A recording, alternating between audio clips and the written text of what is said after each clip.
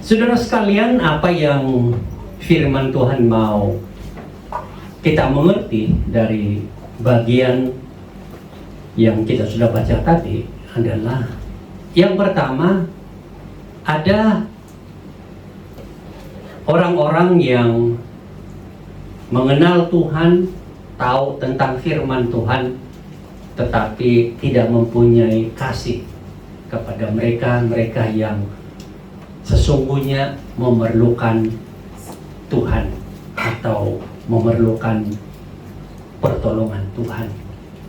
Mereka hanya menyombongkan dirinya sendiri, bangga dengan pengetahuan rohani, keagamaan yang mereka miliki.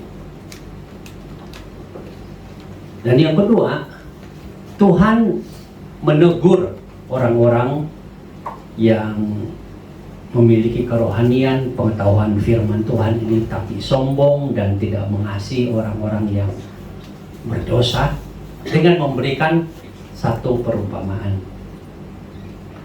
Di mana dalam perumpamaan itu diceritakan bahwa ada satu gembala yang memiliki 100 ekor domba. Dan hanya ada satu saja yang hilang. Dia tinggalkan yang 99. Dia biarkan begitu saja di satu tempat.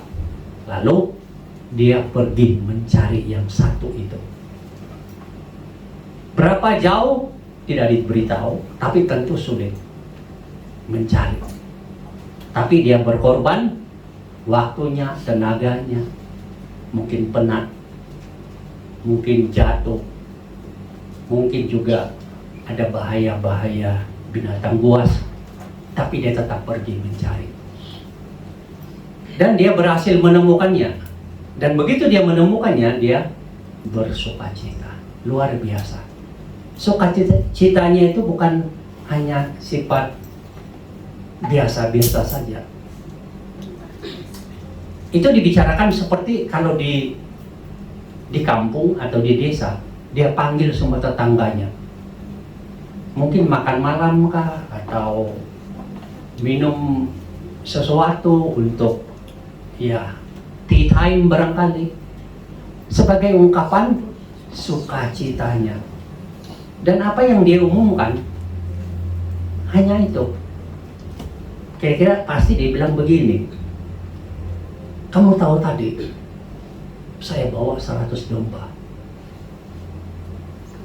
tak pulang, tinggal 99. Saya tinggalkan yang 99. Saya biarkan mereka di situ. Saya cari yang satu ini. Naik gunung, turun gunung, lembah, panas, tidak peduli saya. Saya temukan dia di situ. Sudah napasnya satu-satu. Tapi saya angkat, saya bawa pulang. Nah, lihatlah ini dia. Kira-kira begitu. Sukacita yang melimpah dan luar biasa. Dan teguran itu diharapkan untuk membuat orang yang beragama ini tahu firman Tuhan ini, sadar bahwa kamu jangan sombong diri, jangan egois, bangga dengan diri sendiri yang sudah dikenal Tuhan, sudah beribadah dan tidak melihat orang lain yang membutuhkan Tuhan. Jangan sombong. Tuhan tidak suka itu. Tuhan mau kamu ada hati yang mengasihi. Semakin kamu mengenal Tuhan, semakin kamu mengasihi orang-orang lain yang memerlukan Tuhan. Tapi ada saja orang yang semakin mengenal Tuhan, semakin membenci orang-orang yang tidak mengenal Tuhan. Nah, itu yang Tuhan tidak suka. Dan yang ketiga, Tuhan bilang, perhatikan bahwa satu orang saja dari yang berdosa bertemu dengan Tuhan, mengenal Tuhan, percaya kepada Tuhan, ada sukacita di surga.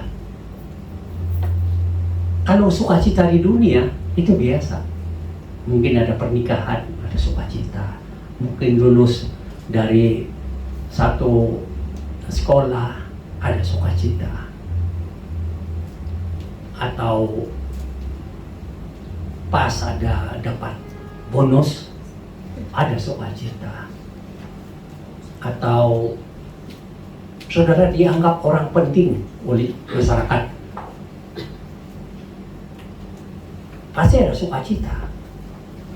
Atau saudara baru dilantik jadi, diangkat jadi RT, wah, pasti seluruh tetangga, saudara-saudara jauh dan dekat diberitahu semua. Ada sukacita. Itu sukacita dunia.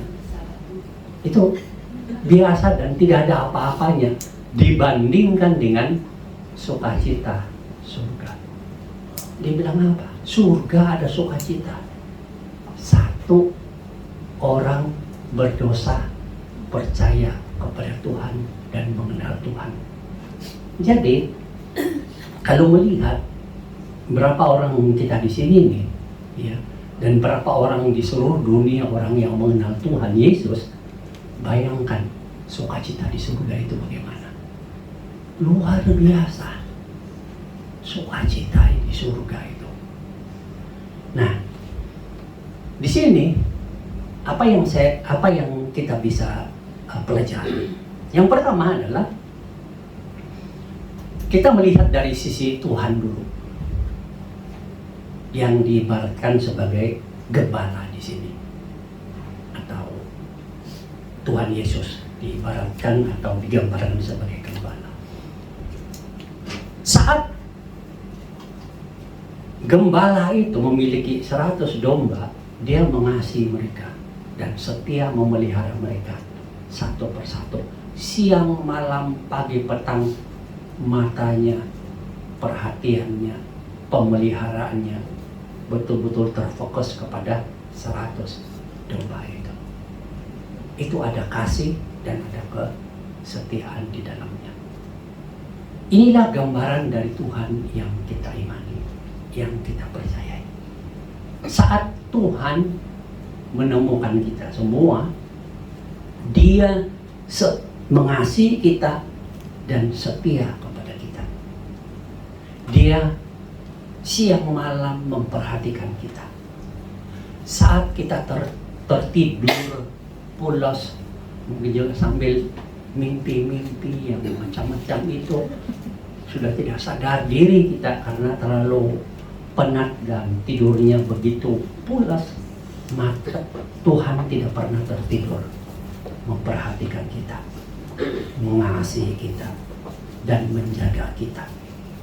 Kita tidak akan sadar bahwa pada malam hari pasti ada roh-roh jahat yang mengganggu, yang berkeliaran. Itu kan dunia yang ada di sekitar kita.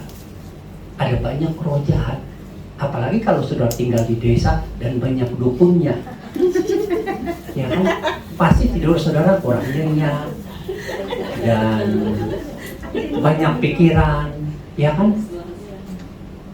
Apalagi kalau sudah percaya tentang hal-hal dukun-dukunan. Saya harap saudara jangan percaya lagi pada saat ini bahwa itu jangan percaya lagi bahwa itu dapat menghancurkan kita, karena kita ini sudah percaya kepada Tuhan Yesus. Ada Yesus di dalam hati kita. Kita percaya dukun ada, kita percaya setan ada, tapi dia tidak bisa menjamah kita karena kita ini anak-anak Tuhan. Kesaksian kemarin kan luar biasa dari Bunia, ya kan, dukun kemana-mana, itu biasa. Ayah saya seorang pengamal ilmu gaib yang luar biasa dan terkenal di beberapa tempat, terkenal sekali. Setiap kali keluar pasti ada caranya, ada bacaannya dan sebagainya. Jimatnya itu berkarung-karung. Betul. Dan ada waktu di mana rumah kami itu langsung bunyi seluruh atapnya. Karena lagi ada masalah, orang memberikan kiriman dan sebagainya. Bapak saya tenang saja, dia ambil dan peluk istrinya, anak-anaknya, dan dia berdoa dengan doa dukunnya. Dan selesai. Tapi setelah percaya Tuhan Yesus, dia bilang ini saya sudah tidak mau semua. Langsung dia buang saja begitu. Saya tidak mau lagi mau baca-baca doa, tidak mau dia bilang. Saya sudah ada Tuhan Yesus. Maka kami yang anak-anak ini nakal kan. Buka karungnya, buka jimat-jimat satu-satu. Lihat tulisannya, lihat segala macam, kan luar biasa. Akhirnya dibuang ke sungai aja gitu. Tapi itulah kasih dan perhatian Tuhan kepada kita. Kita sedang tidak tahu. Mungkin sedang tidur, mungkin sedang sibuk bekerja, mungkin sedang kita ini kadang pikiran Tuhan juga nggak ada kan. Karena saking sibuknya di dunia ini. Tapi Tuhan dalam bahasa, kalau kita membahasakan Tuhan ya, membahasakan Tuhan itu seperti kita. Tuhan itu sibuk memelihara kita, sibuk memperhatikan kita. Matanya tidak pernah tertutup, tidak pernah dia membiarkan kita sesaat pun. Tidak pernah mata Tuhan itu berkelip sekalipun memperhatikan kita. Jadi kita ini adalah dombanya Tuhan, atau dalam bahasa lain anak-anak Tuhan yang Tuhan kasihi dan tidak pernah dibiarkan sesaat pun. Itulah kasih Tuhan. Jadi saudara-saudara, pengalaman kita itu nyata tentang Tuhan. Itulah sebabnya kita melihat kasih dan kesetiaan Tuhan itu seperti gembala itu. Dia tinggalkan saja yang 99. Dia cari yang hilang. Kalau saudara barangkali di tempat satu padang gurun, panas nggak? Panas. Susah nggak? Susah. Kalau saudara kehilangan, mungkin saudara akan ya udahlah. Ada 99 kok.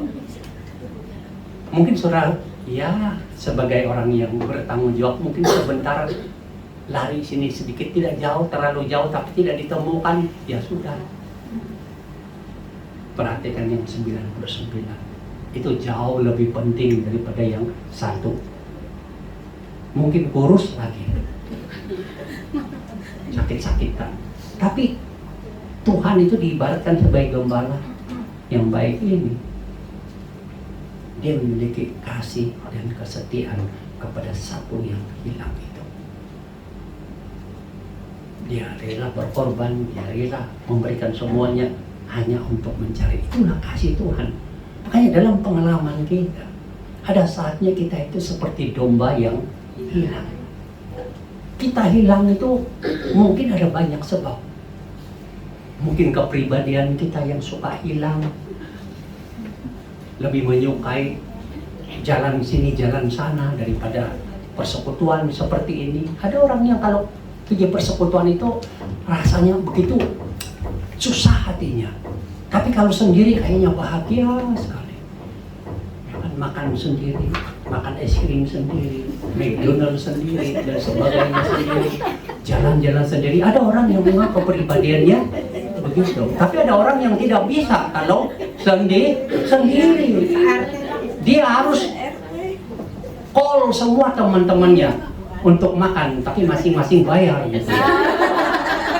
Pokoknya ada ngobrol aja lah, nggak bisa kalau tidak ngobrol, nggak bisa kalau tidak merasa ada teman gitu loh, ada yang begitu. Nah, ada orang yang memang punya mungkin kepribadian begitu, jadi kalau ke gereja ramai banyak orang begini, jadi aduh susah. Apalagi kalau dia ada temannya yang lirik dari samping atau dari belakang atau dari depan, jangan-jangan orang ini ada pikiran apa ini, nah, gitu kan?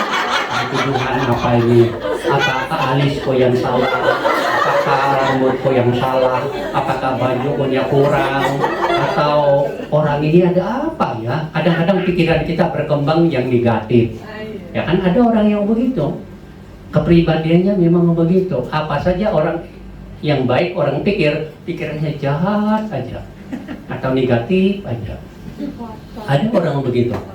Tapi nanti kalau dia sudah bertobat percaya Yesus kan ada tambahan yang lebih baik. Nah, mungkin begitu. Jadi kita lari dari gereja dan kita lari dari Tuhan. Kita tidak mau. Pokoknya aku sendiri. Ibadah sendiri. Online sendiri. Khotbah sendiri. Online sendiri. Coba kita buktikan, baru 3 menit online tutup. Ya, itu apakah ibadah online? Enggak. Kalau kamu bilang, aku mau ibadah online 1 jam kamu ibadah. Mata, perhatian fokus, telinga fokus, hati fokus 1 jam. Tapi mau bayar apa namanya itu? Pulsanya, enggak apa-apa. Penting bagiku. Seminggu sekali kok. Ini ibadah online, nah itu mungkin hatinya lebih benar. Tapi kalau aku ibadah online aja hanya 3 menit saja, nah ininya sama aja dengan bohong, kan? Nah, tapi satu hal yang kita sadari, saat kita sudah meninggalkan Tuhan dan hidup sendiri di luar sana, buat apa saja sesuka hati, kita sudah tidak ingat Tuhan atau tidak mau kenal Tuhan, atau bahkan Tuhan pun sama sekali tidak ada di dalam pikiran dan hati kita. Tuhan cari kita. Ada banyak cara Tuhan cari kita, dan Dia berhasil menemukan kita. Ya mungkin kita baca WhatsApp teman, hanya 1 kata saja, percayalah kepada Tuhan Yesus, engkau akan dipulihkan. Langsung Tuhan pakai itu berbicara kepada kita dan memanggil kita. Atau ada teman WhatsApp yang selama ini kita tidak lihat-lihat, ke gereja, Tuhan Yesus tunggu kamu. Langsung dia hatinya itu bagaimana gitu loh, rasa bersalah sekali kalau tidak mobil gereja. Nah itu kan Tuhan pakai cara begitu memanggil, kan itu kan lebih baik, ya enggak? Nggak tahu sudah dengar lagu apa itu real ya, di Facebook ada real, terus kamu dengar lagu, carilah Tuhan selagi kamu masih hidup, langsung kamu tersentuh. Atau kamu baca ada kata-katanya di situ kan, hidup ini terlalu singkat, jangan cepat-cepat mati, cari Tuhan dulu, cari Tuhan dulu. Begitu kan langsung kamu sadar, loh kok bahasanya begitu. Makanya kalau mungkin bahasa begitu perlu digunakan gitu loh, ya kan? Kalau mau mati oke, tapi harus percaya Yesus dulu ya, begitu gitu. Mau mati sekarang silakan, tapi pastikan kamu percaya Yesus. Mungkin itu kayak ada tusukan ke nuraninya. Iya ya, aku mau mati tapi aku harus percaya Yesus dulu. Gitu kan, langsung dia bilang, oh ya, cari gereja langsung. Ya kan, dulu temannya yang pernah panggil dia tidak peduli, langsung dia call lagi. Di mana gereja yang kamu ngomong itu ya? Aku mau datang ya. Ya, terus kamu bilang, iya harus datang, kalau tidak bagaimana? Hidup ini singkat loh. Ya kan, musim panas ini banyak orang mati stroke. Langsung ini. Jadi cara Tuhan itu banyak memanggil kita untuk kembali. Makanya banyak di antara saudara yang dulunya aneh-aneh hidup di luar sana, ya kan, buat dosanya nggak tanggung-tanggung. Dipanggil Tuhan udah kembali semua. Nah ini cara Tuhan memanggil. Dia mencari kita. Domba yang hilang ini loh, Dia cari dan Dia temukan dan Dia bawa ke sini, dan saudara bilang, puji Tuhan, saya sudah kembali dan menikmati kembali Tuhan. Saudara, itu adalah kasih Tuhan kepadamu. Itu adalah kesetiaan Tuhan kepadamu. Percayalah, Tuhan dapat menggunakan banyak cara untuk memanggil kita. apapun caranya, teman kah atau melalui pendeta yang berbicara kepadamu kah, atau YouTube saudara baca, ada caranya. Jangan juga kita bilang, aku mau tunggu Tuhan yang sendiri datang ketemu sama aku. Kerinduan itu sih bagus ya, tapi masalahnya Tuhan itu kudus, ya kan? Kamu dan kita ini adalah tidak kudus masalahnya, dalam pengertian masih dalam tubuh orang berdosa. Nah, bagaimana kalau langsung ketemu Tuhan yang kudus itu? Langsung kan mati, gitu kan? Nah, kalau bisa aja kalau kamu mau panggil Tuhan datang kepadamu, tapi siap-siap mati, gitu loh. Karena kamu bertemu dengan yang kudus dan kamu tidak kudus. Makanya kalau Tuhan pakai orang lain, hargai. Tuhan mengasihimu. Tuhan tidak datang sendiri. Kalau dia datang sendiri, awas terbakar aku ini, gitu kan? Bersyukur. Ada temanmu yang mengingat kamu tentang hal-hal rohani, bersyukur. Ada teman yang membawa kamu untuk mengenal Tuhan, bersyukur. Hidup ini singkat. Besok kita mati. Sebelum mati, percaya Tuhan Yesus. Nah, itu cara Tuhan memakai banyak orang. Dan apapun media sosial kah apa, membawa kita.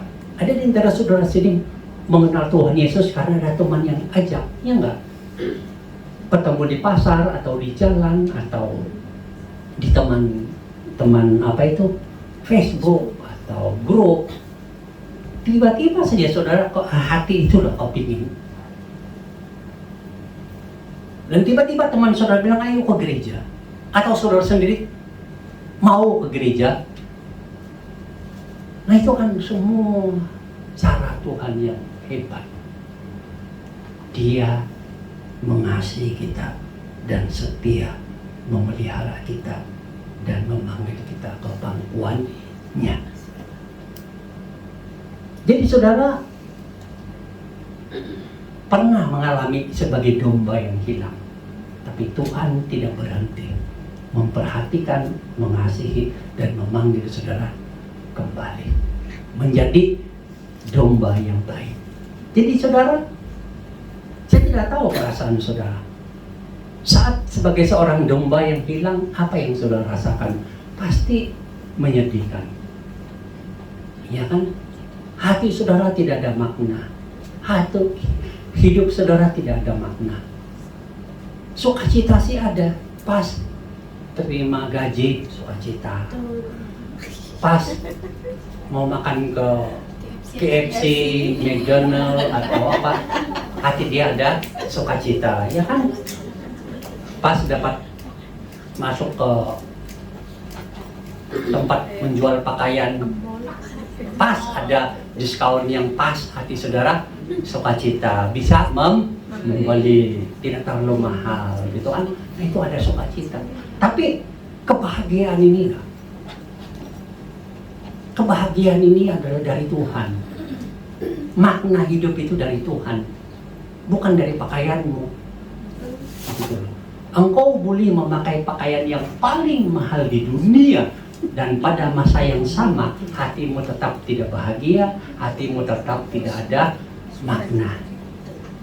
Cobalah beli parfum yang paling mahal di kantor. Saudara parfumi semua badan, terus jalan, pasti orang di sebelah batuk-batuk.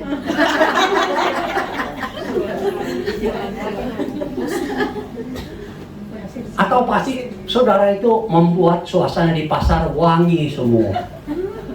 Bisa nggak? Bisa. Tapi hati tetap tidak bahagia, hati tetap tidak bermakna.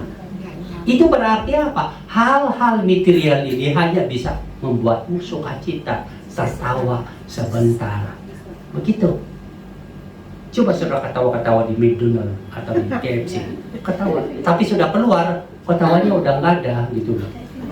Begitu kan? Sejam, 2 jam kemudian kayak memikirkan makanan yang lain gitu, hilang gitu. Sukacita itu biasa kita temukan, datang dan pergi, datang dan pergi. Tetapi kebahagiaan dan makna hidup itu hanya diberikan oleh Tuhan. Itulah sebabnya saudara yang memakai baju paling mahal dan orang yang pakai baju paling murah, bahkan sudah sobek-sobek, kalau kalian berdua menemukan kebahagiaan dan makna hidup dari Tuhan, kalian tetap tersenyum. Yang orang yang baju baru mahal senyum, orang yang baju lama dan sobek dan dijahit-jahit juga senyum, karena makna hidup dan kebahagiaan itu bukan dari pakaian, tapi dari Tuhan Yesus Kristus. Jadi orang kaya terima Yesus, orang miskin terima Yesus, mereka punya senyum sama manisnya. Betul. Kalau dua-dua mengenal Tuhan. Kalau orang kaya, mungkin ada senyumannya tertentu dalam batas dunia ini, tapi tidak ada kebahagiaan dan makna hidupnya.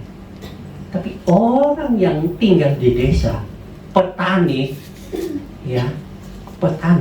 duduk kerja tani, panas, hujan, senyum-senyum sendiri, kadang-kadang berpuisi tentang panennya, betapa indah. Adakah kalian berpuisi waktu panen padi? Enggak ya? Ada. Kalau kami zaman dulu ya, lagi padi sudah mulai mau nguning, wah jalan-jalan dengan puisinya. Ada lagunya, gitu loh. Kayak menunjukkan sukacita. Nah, tapi kalau walaupun dia di tani sana, hidupnya sangat sederhana, tapi kalau ada Yesus di hatinya, dia tetap tersenyum dan merasa dirinya itu bermakna dan bahagia. Kenapa? Karena kebahagiaan dan makna hidup itu ada di Tuhan Yesus. Makanya Yesus bilang, jangan kamu sendiri menikmati kebahagiaan itu. Jangan kamu sendiri yang menikmati makna hidup itu. Apalagi sombong dikit karena beragama, percaya Tuhan. Jangan. Cari orang lain yang belum mengenal Tuhan. Bawa dia mengenal Tuhan, supaya dia jangan hanya menikmati sukacitanya atau sementara ini, tapi biar dia juga dapat menikmati kebahagiaan dan makna hidup yang Tuhan Yesus berikan kepadanya. Makanya banyak di antara saudara ini dibawa untuk datang ke sini atau mengenal Yesus oleh teman-teman, supaya saudara itu mendapatkan apa itu arti makna hidup, apa itu kebahagiaan yang Tuhan berikan. Ulurkan tanganmu, bawa mereka mengenal. Teman-temanmu ada banyak. Setiap saudaranya ada 10 orang teman. 10, ada yang 20, ada yang kebanyakan malah. Bawa mereka untuk mengenal Tuhan yang memberikan makna hidup, yang memberikan kebahagiaan hidup. Karena bagi kita bukan egois sendiri untuk menikmati arti makna hidup, arti kebahagiaan, arti sukacita itu. Kita mau orang lain di sekitar kita supaya bisa juga mengalami. Kita hanya memberitahu mereka, mengabarkan kepada mereka nanti bagaimana. Tuhan ada caranya sendiri. Ada caranya sendiri. Ada orang yang saya masih ingat dulu, di tempat ini tidak pernah ada orang yang pergi memberitakan tentang Yesus. Begitu saya masuk, duduk semua orang ini, satu keluarga. Langsung saya beritakan Yesus. Siapa Yesus dan apa yang Yesus lakukan, pengampunan dosa dan surga yang kamu terima. Ingatlah. menanya terus orangnya. Las saya bilang begini, kamu mau nggak terima Yesus? Mau, sungguh-sungguh. Ayo berdoa, terima Yesus. Begitu. Nah, orang-orang ini ada cara Tuhan sendiri di dalam hati saudara. Waktunya nanti saudara akan sendiri tahu. Kalau saudara sudah dipanggil Tuhan, Tuhan berdenyut memanggil kamu, aku mengasihimu, aku mau mengampuni dosamu, aku mau memberikan kamu makna hidup, aku memberikan kebahagiaan kepadamu, aku memberikan surga kekal kepadamu. Dia terus berbicara. Tapi kadang saudara mungkin mengeraskan hati, enggak dulu lah, nah, besok datang lagi, minggu depan datang lagi. Akhirnya saudara bilang, Tuhan betul, saya sudah tidak bisa buat apa-apa, tidak ada yang lain selain Engkau, aku percaya kepadamu. Amin. Cara Tuhan. Makanya saudara datang di sini, setiap kita yang datang di sini ada cara Tuhan memanggil kita, dan Tuhan memakai teman-teman kita, bahkan majikan kita Tuhan pakai untuk membawa kita bertemu dengan Tuhan Yesus. Mungkin selama ini saudara tidak pernah tahu siapa Yesus, dengar-dengar saja, tapi tidak pernah tahu. Kok tahu sekarang? Tuhan pakai majikan saudara. Karena apa? Kasih Tuhan kepadamu itu besar. Kesetiaan Tuhan itu kepadamu itu besar. Dan Dia mau kamu menjadi anak-anaknya dan mengalami Tuhan dalam di dalam hatimu. Itulah kasih Tuhan. Saudara merasa sebagai domba yang hilang, ingat, Tuhan ada di mana-mana mencarimu, memanggilmu untuk kembali. Dan saat kamu sudah bersama kembali dalam keluarga Allah, ada sukacita di dalam surga. Tuhan bersukacita karena melihat kamu bersama-sama dengan Dia. Amin.